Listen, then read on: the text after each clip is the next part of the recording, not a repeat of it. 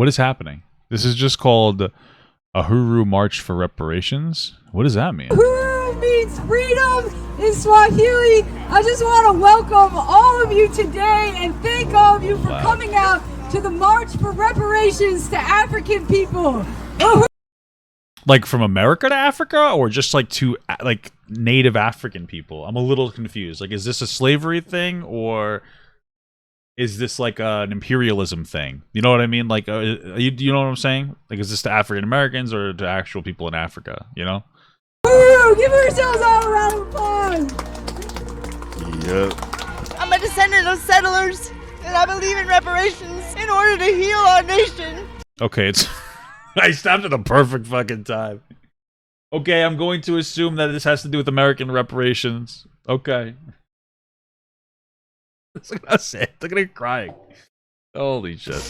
And we need to address racially based climate change in order to save our planet, in order to save this race. And we need to give reparations before we're going to be able to heal anything, including our planet.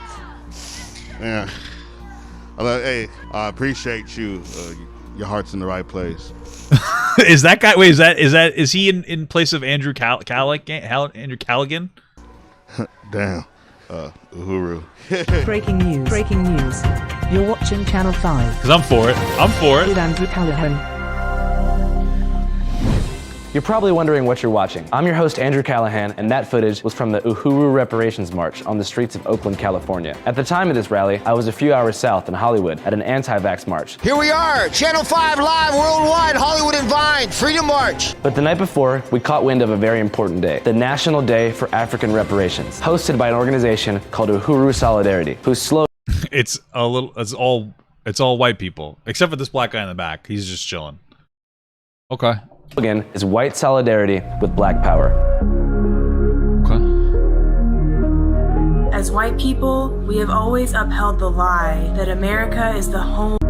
As white people, we have always upheld the lie. Why is this guy's face exclusively not black and whited? Why this guy? Did they think he would look black or something? I'm confused.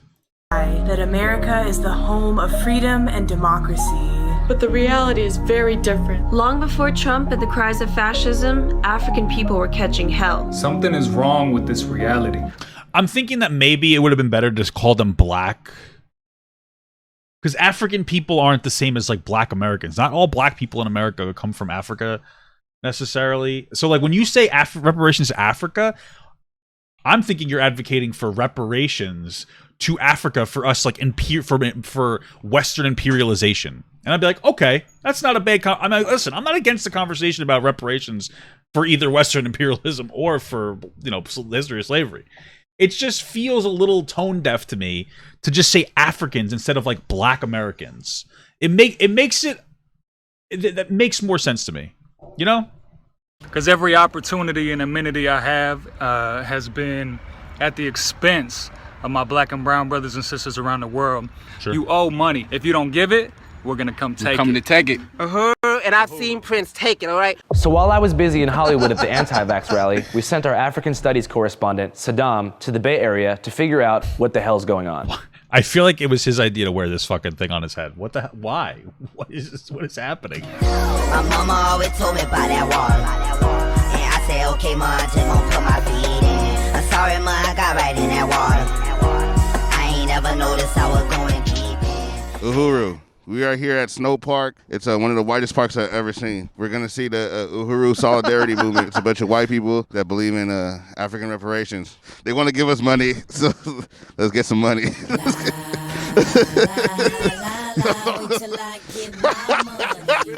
The United States of America was built on stolen land and stolen labor. The African People's Socialist Party was putting forward the figure of $4.1 trillion in unpaid labor. It's really about we as white people confronting our privilege in this system. And not just confronting it ideologically, but confronting it actually by giving back. Can I have $5? Are you serious? Yes. You got change? Actually, I don't. Sorry. I don't. Sorry. It's okay. Next time. Yeah. Next time. Wait, did he give him the five? Did he give him the money? Okay. Next time. I guess so. Yeah, next time. What's going on? We're here marching for reparations for African people. We want reparations. How would you like to see like reparations being used like in the black community? I think that's up to the black people and how they want to do it. That's true. That's true. Can I get $5? Of course. Fucking killing me. I mean, she's not wrong. Like, that would generally be how you would want to orchestrate it. You know, listen to black voices. It's just funny that she keeps asking for $5. I only have a 20. Does that work? That works. Yeah, $20 is cool. Thank you. I love you. I love you back. Hey. We're with the Freedom Socialist Party, so we're a socialist, feminist, anti-racist, international party. Again, coming from an anti-capitalist perspective, we do think that redistributing the wealth is going to need to happen for any liberation to really happen. Hell yeah. Can I have $5? That's not the massive reparations. Where it comes from matters, and it needs to be paid by the people that have reaped the benefits. We are for reparations.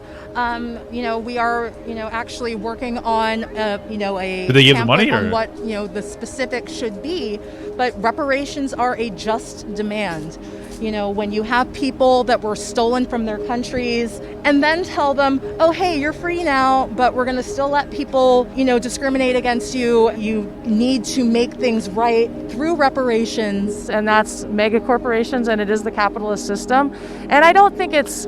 I mean, they have some valid criticisms. I'm not going to discredit everything. It's just silly. Yeah, I'd give you $5 if I had it, but I don't think it's for any individual who's part of the working class. Again, I don't have it the way I should have it under the system either.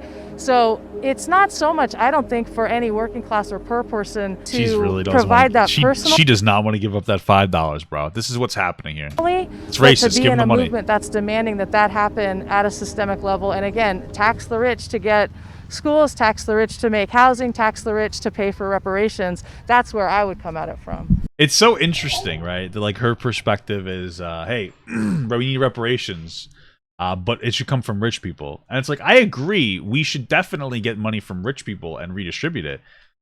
But I would make the general statement of, like, poor people rather than black people or, any individual person. You know what I'm saying? Yeah, they definitely colonized that interview. They took the mic and everything. Sheesh. Sheesh. So right now, hella people gave speeches, and now we're marching to the furniture store, the Uhuru furniture store. So far, I got $20. I would have got 25, but the dude didn't have change. Some of these niggas are just broke. My name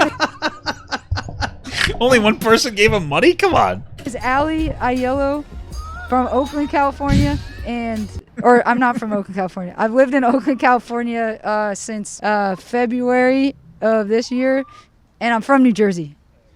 All right, cool. So what are we doing here today? Yeah, so we're out here.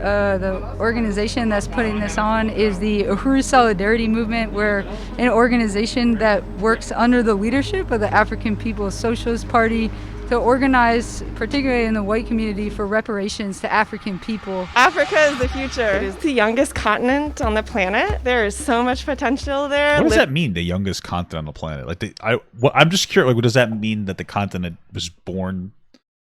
Because I feel like Pangea, all the continents existed, right? Or like they used to be Pangea and now they're not. Living there, it's so dynamic. There's so much opportunity. It is literally the future. It will drive innovation from the youth and from additional investment. What are 3 of your favorite things about Africa? Oh, wow, okay. I was in West Africa, and they joke a lot with each other. And so, like, if I'm Tore and you're Koulibaly, I'd be like, oh, you eat beans. And you'd be like, oh, well, you're my slave. So, yeah. What the fuck? Did she just give an anecdote about how white and black people in West Africa interact, or all black people? Like, they were like, oh, you eat beans and they're like, you used to be enslaved. It probably isn't between white. It's probably 2 black people maybe, because there's in some areas in Africa they still have slavery going on. I'm very confused though. I'm very good. Different tribes. Gotcha. Okay, the tribe, not white. Makes sense. I'm imperializing this story with my own perspective. All right, I have to not do that. I have to not colonize this story. Okay, well that is funny though. That is funny. It is still funny. Cool. Can I get $5? I don't have any cash, but I can Venmo you. I only got Cash App. Oh, I got Cash App. Oh, okay, cool. Shout out Cash App. Cash App is the best service ever. Channel 5 Cash App gang. I know. Yeah, I was about to say they have a Cash App fucking plug here. Shout out Cash App. The best way to send reparations. If you were reincarnated, would you be white again? I want to say no. I would love to be like part of the black community. Like, if you're asking me if I was reincarnated, if I got to choose my skin color, I'm gonna tell you right now, I would 100% choose to be white. And I think that if you are a white person and you don't say that, that's racist. Because the reason I would choose to be white again is because I know that generally speaking, it's going to be easier. And I'm not looking to go through life on hard mode. Because I can acknowledge my white privilege. I'm not trying to, what? You going to give me shit for that? Come on. Any white person going, I would be black. They're trying to be woke.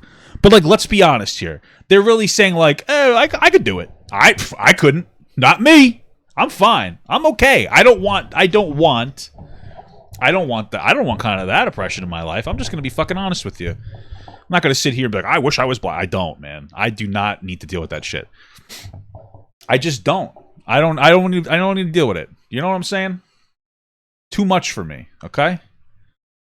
Like for real. But I also know that that's kind of like signing myself up for issues in life. True. But you know, I don't know, man. I like loved being in Africa, so like I would be very happy to be like a West African, like a Malian specifically. They're the best people. They're like so kind and cool and honest. Yeah, I fuck with Mali. Oh, do you live in Oakland now? Yeah, I do. Yeah. How long have you lived out here? 2 years. Cool. What the fuck? So going into the rally, I didn't know what to expect. I realized that most of these people weren't even from Oakland. A lot of these people was from like Virginia, Boston, Santa Cruz, San Diego. And the thing about Oakland is it's a majority black city, right? Was it Chocolate City, as some people would say? Is that what they said? I think that's what they used to call cities, like Chocolate Cities or some shit like that. It was a majority black population. But Uhuru's platform for reparations does not address anything in the Bay Area. All the money collected at that march was supposedly going to the construction of a basketball court in St. Louis, Missouri. Niggas love basketball. God damn it. What the fuck? Oh, I can't even make commentary because this is too funny. No, I'm playing though. But that's not really going to uplift the community as much as like some type of educational institution, something that'll help people out, like free lunch programs. The basketball court seems kind of redundant to me, especially if you're in Oakland. So Oakland has become one of the hottest rental markets in the Bay Area. Now people who've lived in the city for decades are getting pushed out. Well, the reality of gentrification is hitting Oakland's LGBTQ community tonight. The building that serves as headquarters for Oakland Pride has been sold to a real estate firm. Me and my daughter got re-gentrified to North Richmond. Spacious lofts and turn-of-the-century Victorians, West Oakland has been a hot spot for local artists and musicians. It's kind of a quintessentially West.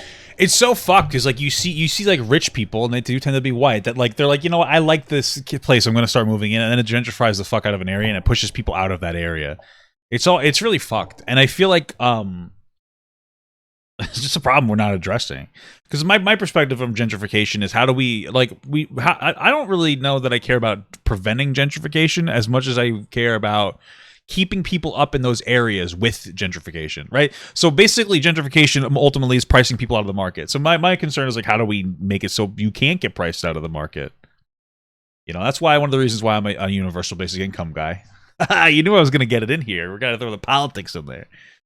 But I'm not gonna make this a deep. My fiance is like baby, like in the other room. She hears me saying this. She's criticizing me for this. So you know.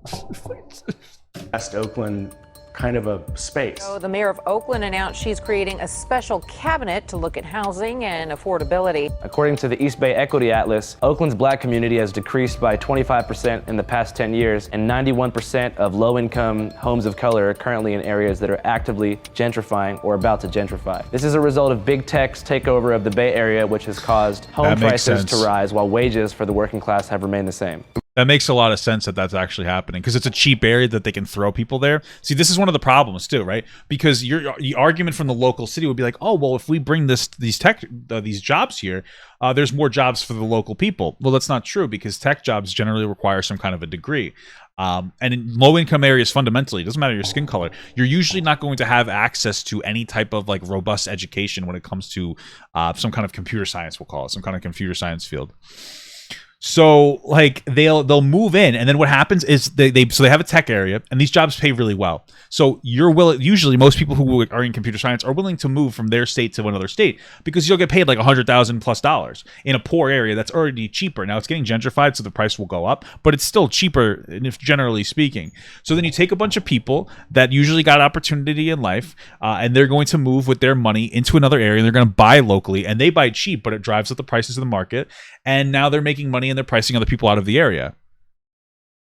And like the city itself does well, like the mayor, oh, look, we have more tax revenue here, but it fucks the people. And it's actually like a really big problem that we're not addressing at all. You know, it's one of those things where they're like, hey, let's put another basketball court in our community. You know, well, how about you invest that money into computer science education training for kids in middle schools and high schools in black communities? Because I remember watching somebody, I forget it was a black guy, and he was talking about how like a lot of times in a lot of poor areas, you know, people they try to be like their dreams are to play basketball. Because basketball is, if you have a court and you have a ball, you can get a ball for like cheap ball, and you can train for basketball. And it's the reason why we have a lot of black basketball players, because a lot of low income areas will have basketball courts and they will spend their time doing that.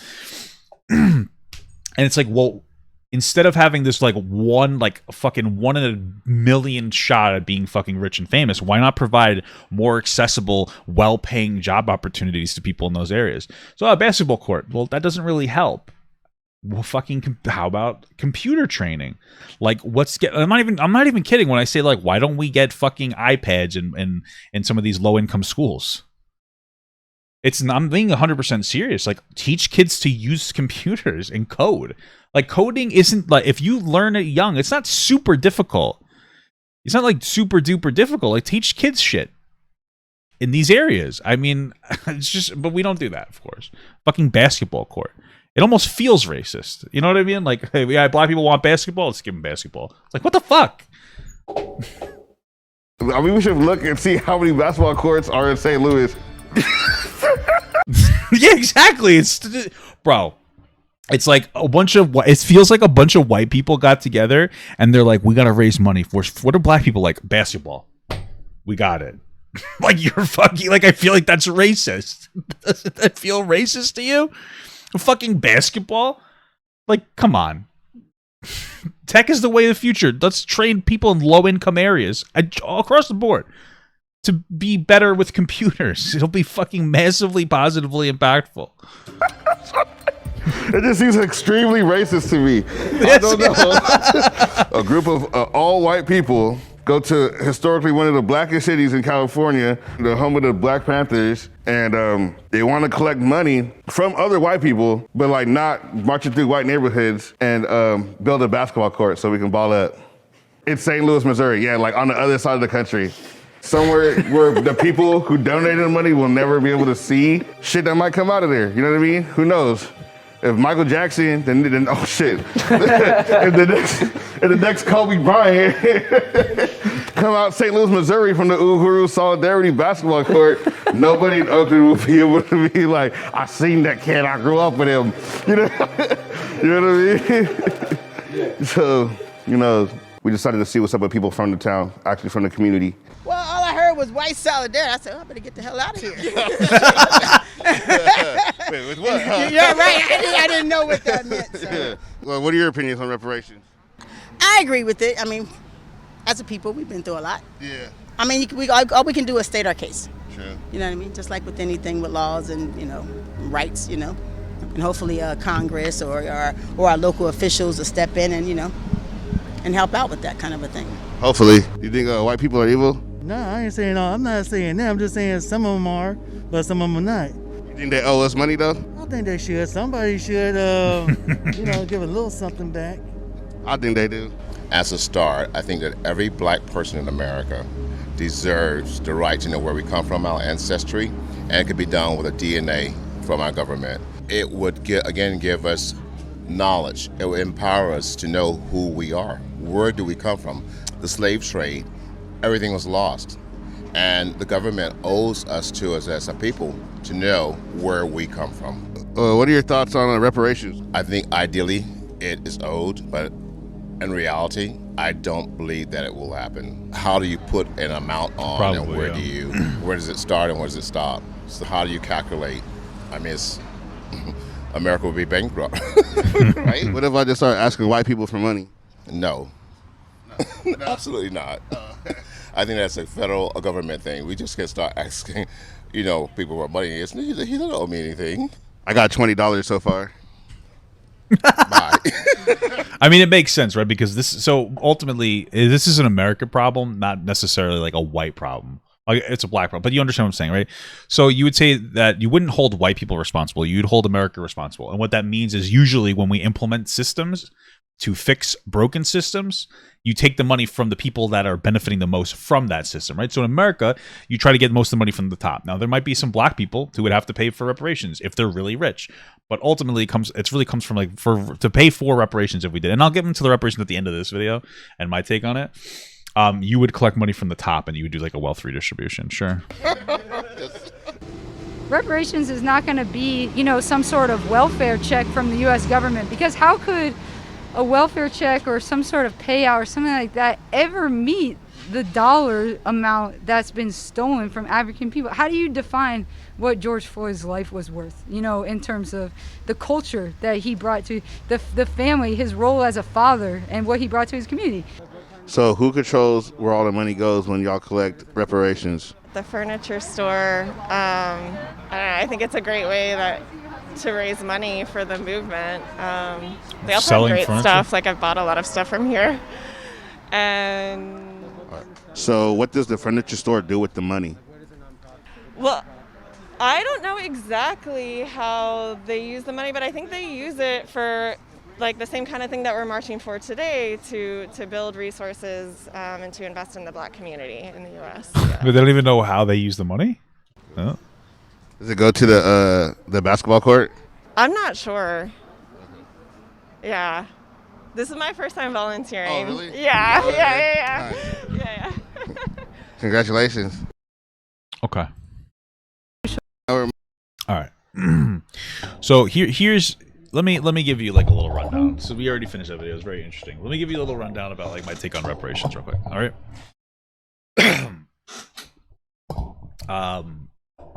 Right. Realistically or ideally speaking, black people should probably get reparations. However, practically, I think it's something that would be considered so divisive that it's just not going to work. It's just not something that's going to be implemented properly. There's also a lot of logistics to deal with. Like, for instance, if I asked you, well, do you think that rich black people should get reparations as well? You might answer, well, there's been a history there. Maybe they deserve something. Maybe. But don't you think it would be more beneficial to give a poor, any other person money? Right?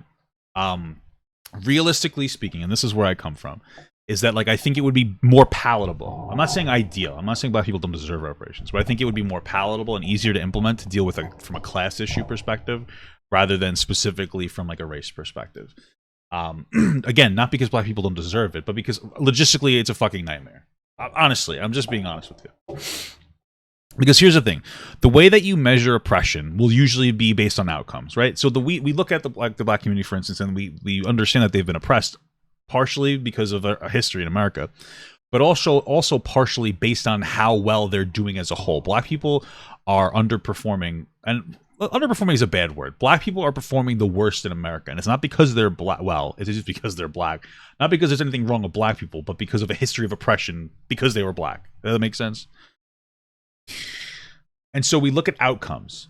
On a general basis, the outcome of black people is low, so we obviously have to help black people. However, there are individuals who are doing well that are black. And so the reason I say this is because I think it would be better to use our resources to help poor people rather than just black people. And no, that doesn't address all the specific issues of black people, right? And that's stuff that I'm not even going to really comment on because I don't think it's really super appropriate for me by myself as a white person, right? If I had like a black person, especially somebody that's experienced a lot of this shit, and I was talking to them, totally would be appropriate for me to talk about the specifics and things that I might think are correct, but they may not be. But like I can't talk about those without actually having somebody to talk about it too that actually understands the experience, right? Because all too often I feel like we see a bunch of fucking white people sit around like, how could we help black people? It's like you don't really know. You could have disagreements, but how are you going to bounce your ideas off of somebody that has no fucking another white person? You have no fucking idea what they're talking about. You know what I mean? They don't have the experience.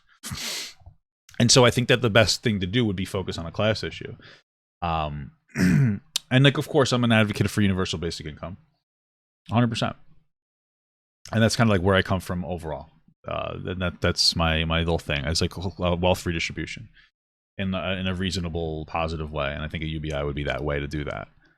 It wouldn't fix all the problems, but I think that it would be a massive start to, give everybody $1,000 a month. Get them off the dependency of welfare, which is a problem across the board. Like I have family on welfare. It's not a good thing. It doesn't provide opportunity to be on welfare. A lot of times it just keeps you stable and it kind of fucks you up. And in areas that have strong local economies, welfare works really well, or it works better because there are more economic opportunities. So you can use it more as a stopgap. But in places that are poor, welfare is just keeping that place alive. It's not actually providing opportunity. Get people off the dependency of traditional welfare systems. If they want, you could stay on it, but you supply them with a universal basic income. This gives people money to go to school, work a low-skilled labor job, and actually make a livable wage. Open up their own businesses. The possibilities are endless. And even for people who have a little more money, it just gives them more money to spend into the economy. If you ask me, like, oh, what would you do, Papa, with an extra $1,000 a month? I do all right. So what would I do with that money? I might save some, but then I'd also go out to eat more often. Or I would donate more, maybe. You know what I mean? Like, I would spend more money in the economy. And that's something that can happen. And that has a snowball effect, because if people have more money in communities, because think about this.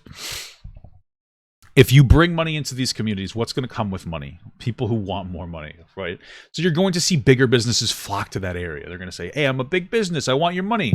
And small businesses open up because there's more money to grab around, and there's more money around. That's going to bring more jobs, right? It's going to be better. I think it'll bring more jobs. It'll bring more economic flow. It'll allow people to say, hey, you know what? Now that there's more money flowing through our economy, I have a UBI and I actually have opportunity to have a job, even if it's a low-skilled labor job. They might say, hey, you know what? I'm going to increase the price. We're for boosting our property taxes. Now our schools are going to get better. Now there's more money in the community. Things like right now, what I would say a big issue is in some areas, usually more conservative areas, they will try to implement systems that stop black people from voting. It's mostly poor people who vote Democrat, but they tend to be black in those areas, right? So the things that they'll do is they'll make it so that they'll restrict the amount of time that you can vote.